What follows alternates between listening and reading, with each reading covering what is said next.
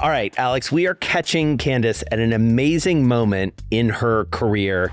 She's stopped playing. She's moved on to being a business person, full stop. Reminds me a little bit in her ambition of somebody I know who used to play baseball.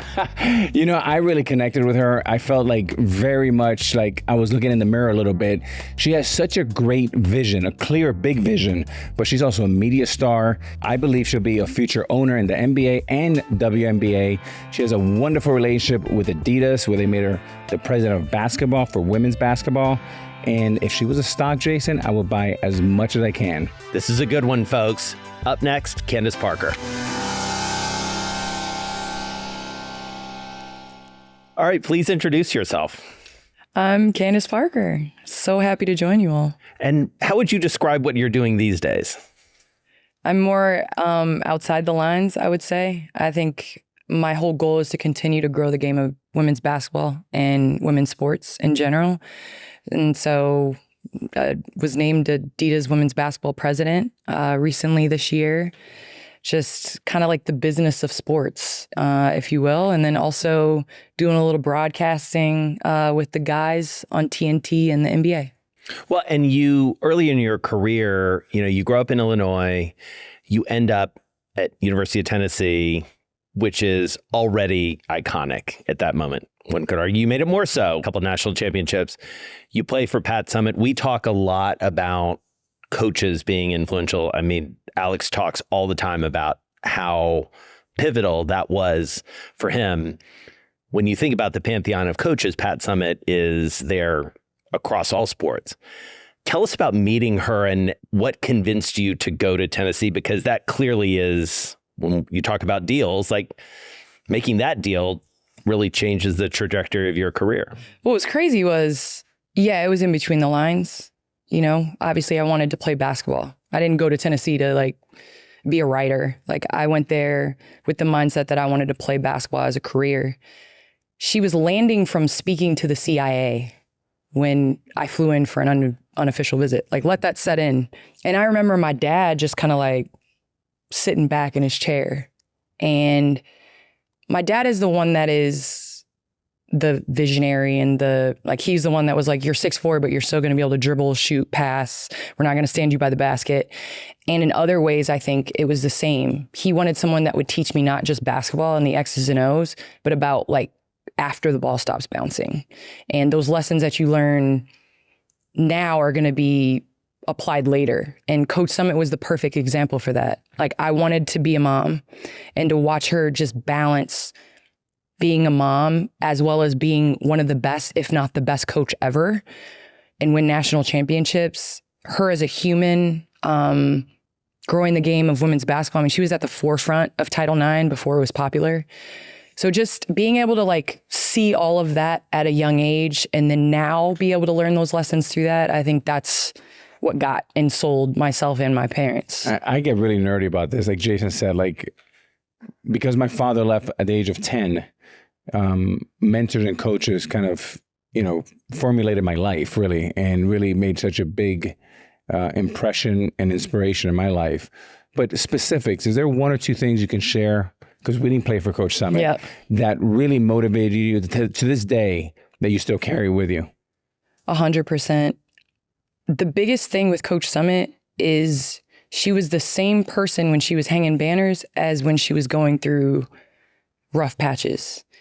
And, you know, she has a definite dozen principles that she would give all of us when we first arrived at Tennessee, and she would check back in with us every year. And every year she would assign a different definite dozen.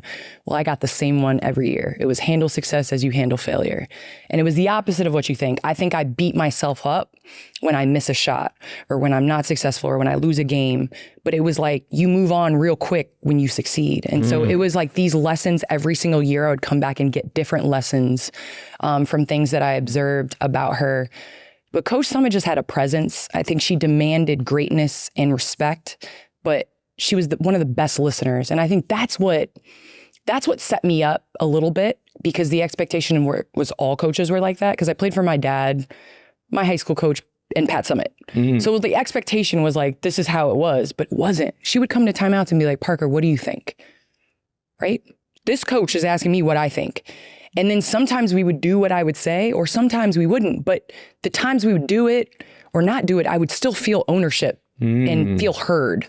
And so that's what separates her, is she was one of the best listeners and would really take what you said into account. Talk to us about the game of basketball at that level at that moment, because that was when, if you were coming up, that was when you were going to be the most popular. So what was it like in that era? What do you remember most distinctly about those days? It was before all the Instagram and Facebook. So I look at that as like the good old days a little bit. Playing basketball at that time, it was like the intimate, you watching television or you're at the game. And that's how you kind of were able to be a part of what we were doing. But I will say, I think it was Diana Taurasi said to me, and this is when we played together in Russia. She said, your heyday is when you're playing in college. And then people slowly but surely forget about you as you progress in the WNBA. And I just thought it was so weird because it's like opposite for the men. We were winning national championships. We were rock stars on the road. I mean, we sold out arenas and we had the highest attendance at home games, and I mean, playing in front of 24,000 screaming fans at Thompson Bowling Arena in Knoxville on a random Sunday against Vanderbilt, or on against UConn on national television with that rivalry.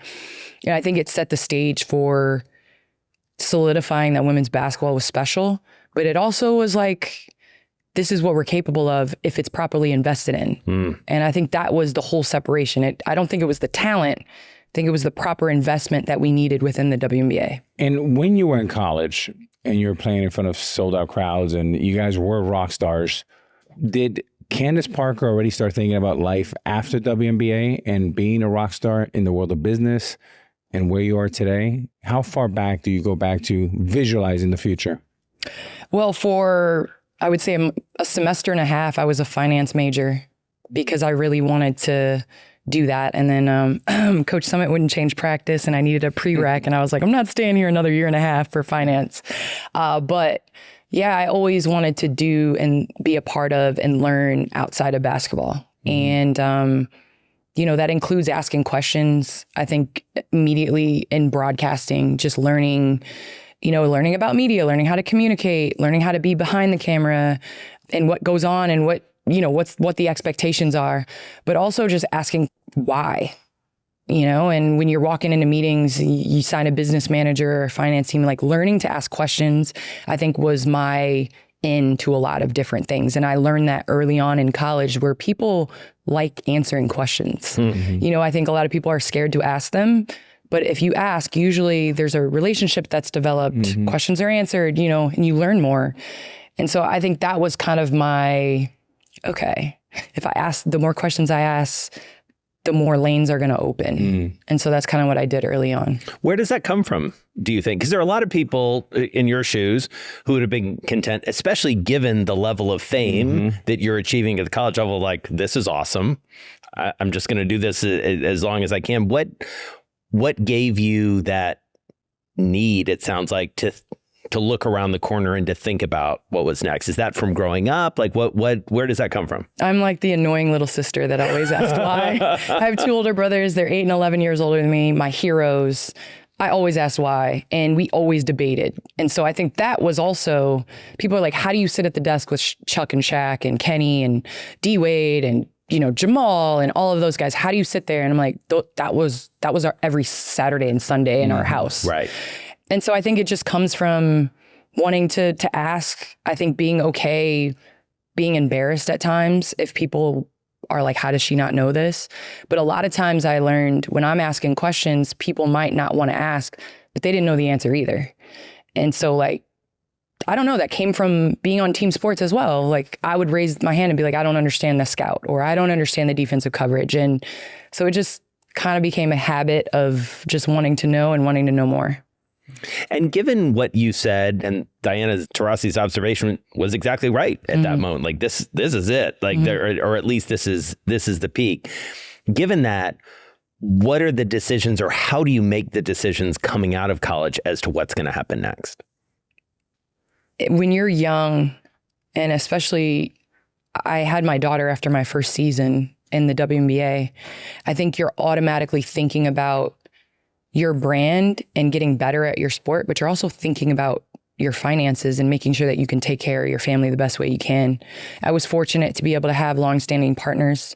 Adidas, I've been with 16 years of my career. Gatorade, I mean, you go down the line, Karma, like I've been blessed to have the ability to do other things outside of the lines, but overseas was forefront because that was the way that you could take care of your family at a different level. And that was the sacrifice, but it was also a foresight of like, okay, later on, I'm able to do the things that I want to do. I just have to, kind of grind right now. And so that coming out was like, you play in the WNBA, that was a summer job. Yes, the endorsements came for that, and there was money made off of endorsements and things like that. But direct WNBA, I mean, you look at my rookie salary, I think it was like $57,000. And as a kid, you always dream of going to the WNBA. And I remember telling kids like, no, you should dream to go overseas. Like, this is, that's actually the dream. That's how you take care of your family. I don't want to get too far away from this idea of what coming into the pros was like, and I'm going to turn this on you for a second. I mean, can you imagine if you're getting drafted? So you got this contract with the Mariners, but the Mariners are like, yeah, we're going to give you a few bucks, but you actually need to go to like Japan and play the. I mean that would be wild. That would be wild. Yeah. Did it feel wild? I mean, or did it just feel like this is what you do? At the time, all of us were saying that we hope at some point in time we don't have to go overseas. Right. But I think you go where the money is. And it was just, the ability to take care of my family. And over there, I played for one of the best clubs in Russia. We had chefs, we had drivers, we flew private, amazing apartments. And so it was like, yes, it was a sacrifice, but you were also I was able to capitalize on the things that I was missing in the league, like the things we didn't have. And it was just unfortunate that we had to go thousands of miles away to actually get, equitable pay and to be taken care of, like we should. Yeah. And so, and by the way, also pointing out, you're in the WNBA. You're both the Rookie of the Year and the MVP. So you're not a scrub player. I mean, you're literally the best player, and this is the economics of the situation. So fast forwarding just for a minute, do you have some measure of cognitive dissonance then, looking at where the W is now and thinking about what it was not that long ago? You're not an old person. Thank you so much. How do you process that? Well, I'm pissed that they started chartering the year I retired. I'm not going to lie. Because our back-to-backs used to be, we would play and then we'd go to sleep and then we'd wake up to take the 6 a.m. flight and then we'd still play the next day. Yeah. So, it makes me a little angry because it would have been nice to, for your body to kind of catch that charter flight. But I mean, I feel like all of us feel a responsibility and a part of the growth that's happening right now. I mean, the league was hard for so many years. And that's what I said when I retired. I hope that it's not so hard for the next, so difficult. I wanted to get better, but finding a gym that's open, that can be open, it was so hard out in LA. And I lived out here because we didn't have a practice facility. So more so, I'm mad because I'm thinking of how much better I could have been if I had an off season, if I didn't have to go overseas. And I could have put weight on and I could have bulked up in the weight room and focused on what I wanted to improve on. But I also look at the doors that are opening now and where the sport is. And, I play with a lot of angry old heads is what we call them. I work with a lot of angry old heads. I don't want to be the angry old head. So I'm not going to be, Shaq coming in like, man up. I'm not going to be that. I'm going to be the person that's like, I'm happy where it's at. But man, like if I would have had NIL in college, you got to think about what if occasionally. And, but I'm happy for the doors that are open right now. And I hope to be a part of the process of continuing to open those doors. What do you make of NIL? I mean, you lived a very different existence, as different. You said. Papa John's for pregame meals and trying to figure it out. Yeah, like they couldn't feed us when I was there. It was illegal. You couldn't feed us. I think you have a sold out building. And number 3 jerseys, Right. walking around. But I think that this is an exciting landscape because really athletes are brands. And to be able to see individuals like Caleb Williams that are actually capitalizing on opening up private equity firms and, fresh out of college, investing in acquiring equity in something at a young age. I think that that's where you really see generational, not just wealth, but change. And so for so long, I think we've idolized, rock stars, movie stars, all that. Now it's athletes. It's athletes. Like it's athletes with some of the biggest following on Instagram. And so I think it has a lot to do with why the NCAA knew that they had to allow NIL inside. Now it's a wild, wild west, and I think there's a lot of things that need to be figured out. But I'm hoping Tennessee can pay a bag so that we can continue to be. You speak about the NCAA. I'm going to let you put the commissioner of the NCAA and the head of NIL. If there's 1 or 2 adjustments that you can make, because there's so many things that are good, and you mentioned there's some challenges, what are some of the quick fixes that you would do now and maybe some long-term? Well, long term, I think we're taking care of the front and center athletes, but there's very few front and center forward facing that would have probably made their money anyway. And I think over time, as we're looking, the WNBA, the MLB, you always got to take care of your median income. Like you always have to take care of the middleman. So where is that within the NCAA? I think that's something. Health insurance, whether it's, stipends, whether it's, are they actually going to be considered a union at some point? I think those are all things that should come up for conversation just because the NCAA is a business and we're seeing it's necessary to be able to take care of your athletes, not just the ones that are going to be able to sign the endorsement deals and get the national commercials. So one of the key decisions you clearly make is getting into business with Adidas. As an endorser, initially, they come in and they want you to endorse their product. How did that happen? Because that feels like, we talk about signature deals. That feels like a signature deal for you. It's so interesting. They sent me a pair of red Tracy McGrady's when I was 14 years old. People are now Googling Tracy McGrady. Better know Tracy Sorry, McGrady. Tracy. You better know T-Mac. And I thought I was the coolest person in the world. And I wore those everywhere. And then it was the pro models that came out. And I had the green and the red one. And then the next year they sponsored my team, my high school team. No kidding. And so they sent us a whole box of things. I got exclusive stuff. And then I went to the University of Tennessee, which was also Adidas at the time. Oh. And so it was this relationship. And I knew everyone there and I felt comfortable. And I think when I did sign with them, when I became a pro, we knew each other very well. So we worked through the kinks. We worked through me going overseas. We worked through, obviously, my pregnancy, my injuries, and I stuck with them through some things as well. And so I think when it becomes a partnership and a collaboration where you feel heard, you're trying to really genuinely enjoy the brand. Everybody knows in my house, don't come in my house with Nikes. Don't come in my house. Leave the Nikes at the door. It's kidding. a joke. Yeah, it's a joke in my house. And it's been amazing to have a partnership with them and to grow through all phases of life. And I think now, sitting as Adidas women's basketball's president, I feel like a responsibility. It's an ownership. It's a part of me. I feel part of the brand.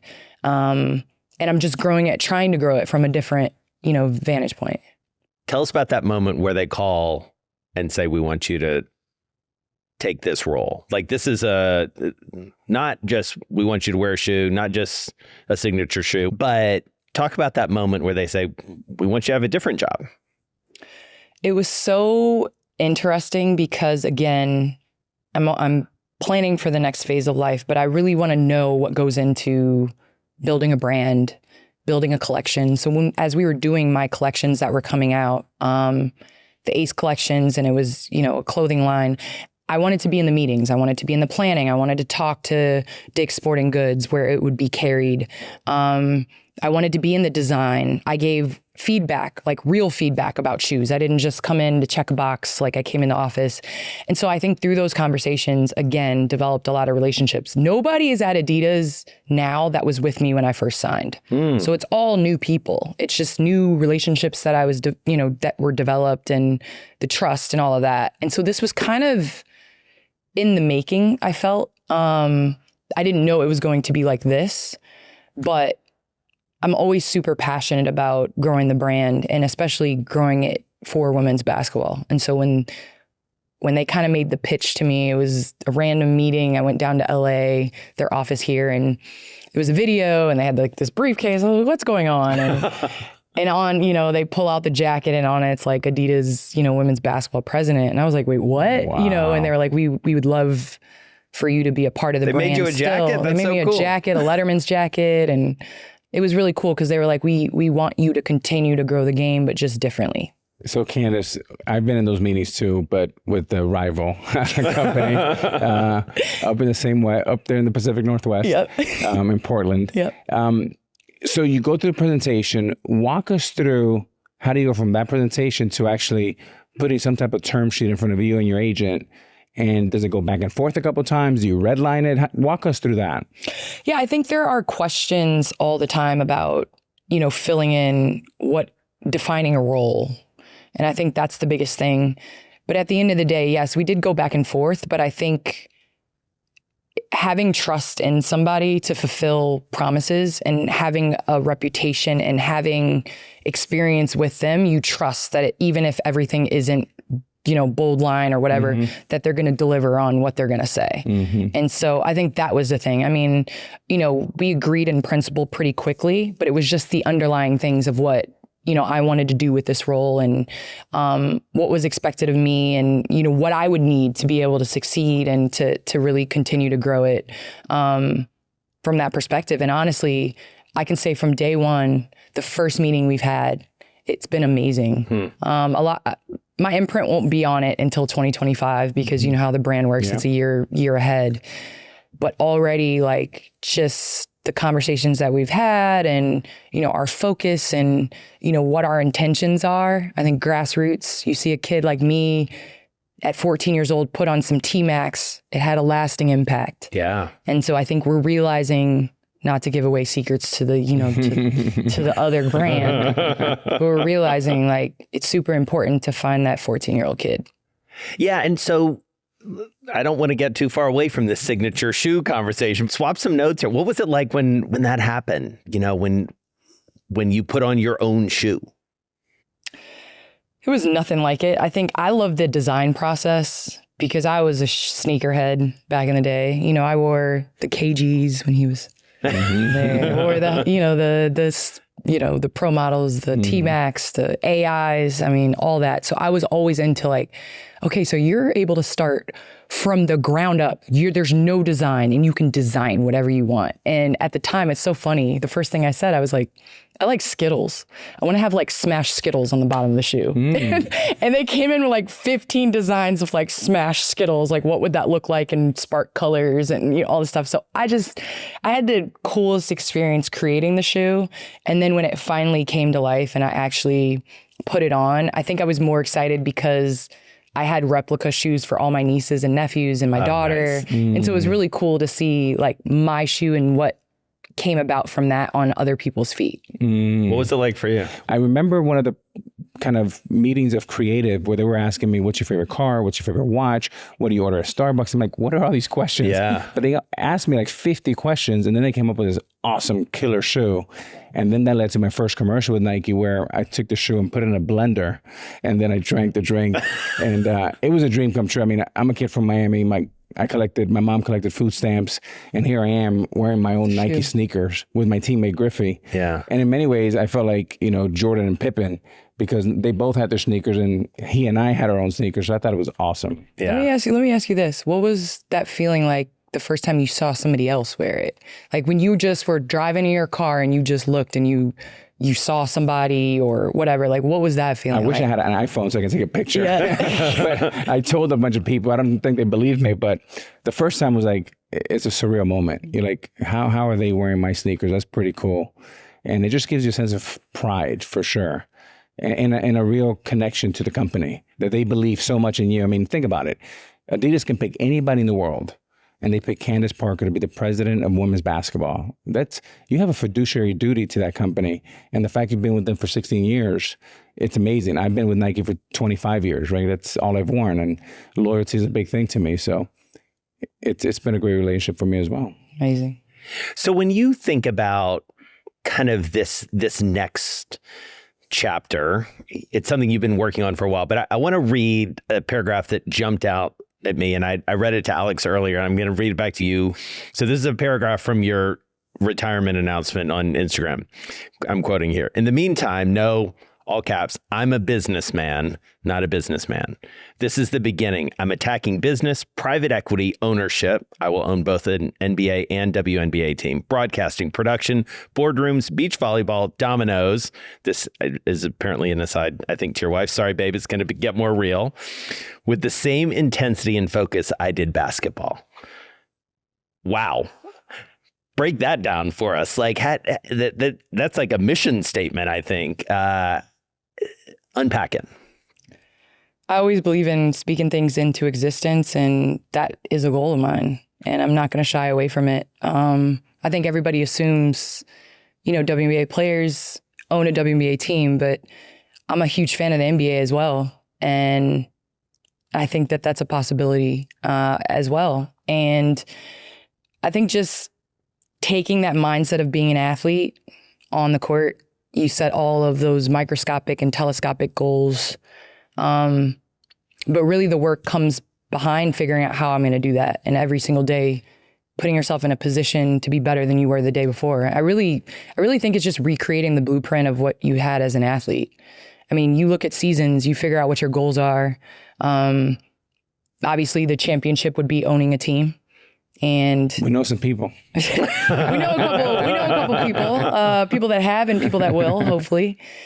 But I think it's the relationships, it's learning. It's so crazy because, I'm a huge Malcolm Gladwell. Like, I read all his books. Yeah. And you talk about outlier and it talks about 10,000 hours. You talk about the time. And I think, you've experienced this with your kids as well, where you're trying to teach them that if you put the time in, you can have these God-given abilities. But if you put the time in, then you're going to be better, right? You can turn into greatness just from putting the time.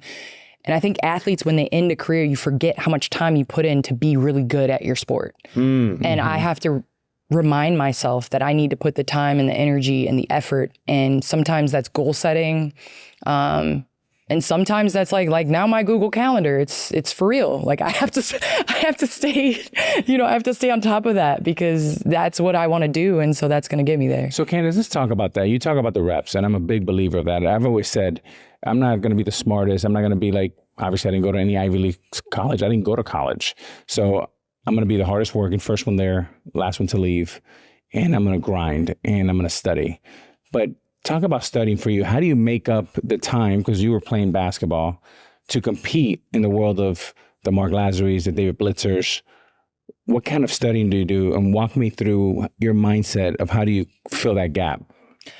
I love asking people for 20 minutes of your time bi-monthly. I just need 20 minutes of your time. And can we go over this deck and you teach me what you saw, or past decks that have been successful, or companies that you've passed on? What did you look at? What did you see? What did the margins look like? What made you lean towards this? What are the qualities? Because here's the thing, you can probably, I always say this, when I'm scouting somebody in basketball, there's that like intangible that your brain's putting together, but it's all things that you've learned over time. How do they move? Like, how are they handling? Are they looking up? Are they seeing the floor? Are they making their teammates better? All those things. And I think in business, it's like that as well, especially when you're picking between, apples to apples, and you're picking between people, because honestly, that's what it is. It's all relationships. Yeah. Right? You can have an amazing idea and the wrong person running it. And you can have an okay idea and the right person's running it. And I think that's what I'm learning the most from mentors like Marc Lasry, and from, I've involved with other individuals. You talk about Andy Spellman, you talk about Mark Roberts, I mean, down the line. But the thing that I'm noticing the most is how important it is for me to also get in rooms with women and learn and listen and be a part of that network and growth as well. So awesome. I think just picking their brain, asking questions, and not being afraid to ask for time. Yeah. Love that. Let's talk about Marc Lasry for a second, because off camera, I got a little intel, which your business relationship with him began, I believe, with you giving him a black eye. I crossed him first, then I gave him a black eye. No, I'm just kidding. We were playing in a celebrity game at NBA All-Star, and Marc was playing. And I did my like patent over the head fake, and he turned and looked, and by the time he reacted, I had already gone. And so we bumped heads, and his daughters thought proving that you were a professional basketball player. He was a professional basketball team owner. Yeah, he was an owner. He was an owner on that team. And it was hilarious. And so his daughters thought it was the funniest thing. And so ever since then, every NBA All-Star, we'd always seek each other out. We would always find each other. I'd see his daughters. We'd talk. We'd hang out. We'd go to dinner. All those things. And then about, 2022, 21, when the Bucks were, about on the cusp of winning a championship, he's like, we got to get you, you're Bulls fan. I'm a Bulls fan. It was great in the 90s. Now, not so much. We got to get you out here to a game. And I'm like, I'm never coming to a Bucks game. I can't do it. Well, he convinced me. I drove from Chicago to the Bucks, and just seeing the environment, being able to see Deer District, all the things that he's done. It was unbelievable. And just to continue to talk to him and catch up with him and do it was amazing. And then, he started, Avenue Capital Sports, and then he called me one day and was like, I would love for you to be involved in it. And Marc is one of those people that it's super special. I think we have an amazing friendship, but also everything he says, he does. And I think that's the thing that I respect most about Marc Lasry. He's a great mentor. I got to share one Marc Lasry story just to tell you what an incredible guy he is. Back like in 11, a couple years after we won the title with the Yankees, we had a date where he was going to mentor me, and we were going to go over my real estate deck, right? And I said, I'll probably be there on 11. I said, Yankee Red Sox games usually go a little longer, so maybe 11:30. Well, of course, we're going to extra innings. It's like 1 a.m. I'm texting him. I said, hey, rain check, I'm sure you're sleeping. He goes, no, come over. I'm like, well, first of all, you're up. So I knock on his house. He's got his like pajamas on. And we spend the next hour and a half on his couch, 1-on-1, and he's going red marking my deck. And then he's been a long-time investor of mine. We've been partners in several other things, and I'm sure we'll do other things. But when you have mentors like that are really special, that's just an example. Nobody knows that story, but you know stories like that, and I've experienced stories like that. It's pretty cool. But that's what separates it, if you think about it. Like, everybody wonders why Steph can shoot like he shoots. Yes, it's God-given talent, some of it, but like, who's the one that's in the gym getting the most shots up? And it's guys like Marc that put the time in, put the energy in, do the extra. I think that I'm learning that are successful, but he's a nice guy. I think that's what separates him, is he actually genuinely cares about you as a human and what you do and the decisions that you make. Talk to us about women's sports. It's something, you started this conversation talking about being committed to women's basketball and women's sports. What needs to happen next for women's sports from a business perspective? We've always talked about properly investing in a product. I mean, we've been screaming from the rooftop that scared money doesn't make money, that you actually have to properly invest in not only the sport and the business plan, but also the athletes. The thing I respect most about the NBA is Adam Silver, he calls me. I'm just like, he asks questions to me, and I'm not part of the NBA. He asks the stars of the NBA questions. Hopefully. LeBron is on speed dial. He talks to them. He has a relationship with them. And I think that within women's sports for so long, it's been a separation of investment and product for a very long time. And I think the first conversation I had with Marc was, what are you dedicating? What percentage of the fund are you dedicating to women's sports? Because this isn't something that I want to come into and just not make an impact on something that's I'm passionate about. And he's like, we're going to invest in women's sports and we're going to do it. And this was before this last year and a half, which was a unique timing. And I said, okay, but I need more than an investment of money. I need time as well, because you can't just invest in a product that you've never seen. So I was like, come to the Final Four. I have a suite. Come sit with me at the women's Final Four and let's watch Iowa and South Carolina go at it. And he came, you know, and he was there and, you know, met everybody, saw the environment. And I think that within women's sports, what we need is people that are knowledgeable about the growth of it, but also we need the billionaire owners that are going to come in and actually make an impact and grow the game again. And so what's your role in that? I think my role in that is understanding through past growth. And that's why everybody was yelling from the rooftop, WNBA, blah, blah, blah. It's 28 years young. There were a lot of leagues that it took to year 30 to really make a growth. So it's coming, whether it comes at 28, 29, 31, and we've seen it. The crazy thing that I think it's little fixes, and this is where my role is to question and to push and to encourage. ABC, it was the first time they put the women's NCAA game on ABC. Was the first year that Caitlin Clark made the championship game. Are you surprised that the viewership was up? Are you surprised that people actually saw the product? It was buried for so long on ESPN. There's so many times during the NCAA game and even WNBA playoffs, I turn on, the NBA doesn't want to clash with NFL playoffs or NFL opening week. So why would we then put the WNBA, I don't care if that's the time slot that they're giving you. Let's fight for another one or let's find something else. And I think with streaming, with social media, now it's more front and center. You're seeing the leaders of, and I'm sorry, I'm passionate about this. So, Go. So now you look at statistics within social media and following, and it's Paige Beckers.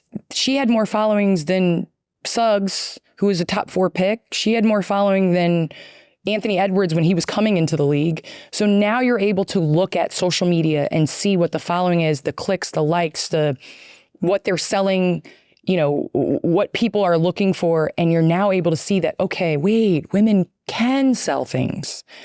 And I think that is my role, is to continue to push the envelope of what that looks like, of visibility, but also like having relationships to be able to build what you're trying to build. So one of the relationships that we have watched you develop, because you've done it on television, is with some of the biggest personalities in NBA history. So I want to talk a little bit about broadcasting. You've had some experience. I want you guys to talk about this a little bit. A lot of people, maybe who didn't know you when you were playing, now know you from giving it to Shaq. We know you guys are good friends. We've seen the video of you hugging him after the championship game. Tell us how all that came about, because it's not traditionally a natural progression to be like a star women's basketball player and then be chopping it up on the best watched studio television show in sports. I have to pinch myself sometimes because those guys were on my wall, and coming into a situation like that, I'm a basketball hoop head. Like, I watch the game and then I watch all the highlights and the analysis after. Then the next morning I wake up and I watch the analysis of the game previous. Like, I drive my family crazy with sports just being on television, every type of sort. And to be able to sit at that desk and talk basketball with people that were on your wall, but also talk basketball with people that played it differently than you. And I don't mean just NBA, WNBA. The battle I have with Shaq all the time is he's like, just get the ball and score. And I'm like, Shaq, not everybody is 7 foot, 300 pounds. Like, it's not barbecue chicken for me. I got to do a couple moves, you know? And so to be able to sit at a desk like that and to chop it up with them on a nightly basis, it's super special. And I think early on, I was a little like starstruck But as time went on, I realized like, I'm not trying to be one of the guys, I'm trying to be one of the players. And once we kind of like understood that and the perspective, they don't take anything I say to heart. We go back and forth. And again, my brothers prepared me for it because I can take a lot of jokes when they're making fun of my outfits or making fun of how I walk. They say I walk like Kenny Smith because my knees are, I'm bow-legged. So I can take all of that. Talk to me a little bit about your preparation. Are you watching games? Are you taking notes? Do you have a coach? Walk us through that a little bit. So interesting because I think it's changed over time. There's a lot of broadcasters that go by feel. And I think that's a skill. That's a skill set. Like you think about Reggie Miller, he's able to paint a picture of what the game is, of what this person is thinking or whatever. And you think about Stan Van Gundy, who's more of like stats and like all of these things. And I'll be honest, I think Shaq would come out and tell you he doesn't prepare when he comes to a show. Half the time he doesn't know who's playing. You know what I mean? And that's a skill set in itself. So I think for me, I just had to develop over time my way of preparation. And I always have basketball on. I like knowing backstories. Scouting report is huge for me. So I know what your go-to move is. And so I'm going to bring it up. Kenny Smith told me something really cool. He said, when you're preparing, make sure that you're preparing to speak to the grandma, that you're prepared to speak to the person that is a basketball head, and you're prepared to speak to the novice. And so if you can say one thing and be able to speak and touch to all of those people, then you've done a good job. And so I've tried to continue to prepare so that I'm ready for that on television. So what do you do next in broadcast? I mean, do you have as your goal setting, as your Google calendaring, like what do you think about when it comes to the media world? Baby Hair Productions is a production company I started. First passion project was Title IX documentary that we were able to complete and do with Turner. I think it's growing that and kind of being behind the camera and being able to develop stories and storytelling, because I think that's where you really impact people and change, is being able to tell stories of what's come before. And whether it's in women in sports, whether it's women in business, whether it's whatever it is, I would love to continue to tell those stories and to be able to, produce and to do things like that. Well, and it's interesting too, when you think about, and we talk about this all the time, that it feels like one of the next big steps forward for women's sports is the so-called shoulder programming, right? The stuff that goes, you guys are talking about for baseball, for the NBA, there is all the pregame and postgame and the storytelling that goes around it. Some of that has been, I would argue, missing with women's sports. So it feels like a big business opportunity, if I dare say so. I just think it's so funny because you talk about, like the pre and post game shows. I tuned in the week that Russell Westbrook and Kevin Durant were going to play each other, because all week, all I heard was they didn't like each other. It was all these stories. And it's so funny because we turn women's sports into these like the caddy, and all this stuff. And it's like, no, men's sports is just called something different. It's the same. It's a synonym of whatever it is. And have we met Stephen A. Smith? I mean, hello. I'm like, it's a synonym of what you're calling women's sports. It's all the storylines behind the story. And so now for women's sports to be able to get pre and post game shows, I think we're still kind of figuring out what that looks like. And I think we're still a little sensitive of actually saying what needs to be said, because we're so protective of women's sports, where sometimes it is hard to watch because that wasn't a good pass. It wasn't a nice move, So I think we're still figuring out our lane to grow the sport, but also be honest and critique in a way that the viewers would love to watch. Which is a corollary to the whole argument around women's sports, right? That, you had a lot of, you see this in your work. We've seen it in the W, we've seen it in NWSL, where a lot of people are like, oh, we're just really rooting for these girls. And like, we're going to put some money in from the foundation and hope for the best, versus private equity coming in, a Marc Lasry, a Joe and Clara Sy, coming in and being like, no. We're going to make some money here. We're going to get butts in the seats. We're going to sell the media rights for a bunch of money. And this is going to be a real business going forward. That's your interest, it sounds like. The thing that irks me the most is if you go to an NWSL game, it'll say, look, he's supporting the NWSL. But if you go to a Chicago Fire MLS game, it's look, he's front and center watching these guys work, So it's all in the conversation and how we are able to figure out what our fans want and need. They want to see superstars. You want to see people courtside, but it's also like the verbiage that we're using in social media posts and how we look at women's sports as a business. It's not support. This isn't a charity. I loved when Claire Usai said, I'm trying to make money. Yeah. This isn't something that I'm coming in and I'm just going to use my money to, further the cause. No, this isn't a cause. This is a business opportunity. And now that mindset, I think, is shifting. It's shifting in volleyball with the amount of people. I mean, 97,000 people went and watched a volleyball game. Put that in perspective. And I'm just watching, like, my daughter played front and center at homecoming. Their volleyball team was out under the lights playing, and it was young boys. I mean, I could almost cry looking at young boys scream for the team. So it's like now we're having a generation of men that have grown up with women as role models and in leadership positions. And now from a business mindset, we have to take all of that information, the blueprint's there, and just not be stupid. Honestly, like let's just not be stupid. And I think we could get this. All right, let's not be stupid. That's a great way to not be segment. stupid. Yeah, let's not be Rapid stupid. fire. All right, now we're going to move to rapid fire, which hopefully won't be stupid. But we'll see. All right, I'll start and then we'll bounce it back and forth, and just we'll keep it tight. What's one word to describe your deal making style? Intuitive? I don't know. Inquisitive? Inquisitive. There you go. Inquisitive. In a deal, what's more important, your instincts or data? Instincts. Who's your dream deal making partner? I'm with him, Marc Lasry. Who's your dream co-host on the NBA broadcast? Allen Iverson. Oh, that's a good one. What's the best piece of advice you've received on deal making or business? Listen to all the facts, but then ultimately you make your decision. What's the worst business advice you've ever received? Listen to everyone else and do what they want and do what they want you to do. What's your hype song before you go into a big meeting or negotiation? I spray some Angel perfume in honor of Coach Summit, and I play What More Can I Say by Jay-Z. Okay. You can only watch one sport for the rest of your life. Which one is it? Basketball. What team do you want to see win a championship more than any? The Chicago Bulls. What's a fun fact about yourself that your teammates would be surprised to hear? Teammates, business associates, whoever. I can juggle. Oh, that's a good one. There you go. All right, Candace, this was so fun. No, Thank I had you a blast. so much. This I was really appreciate good. you all. I really do.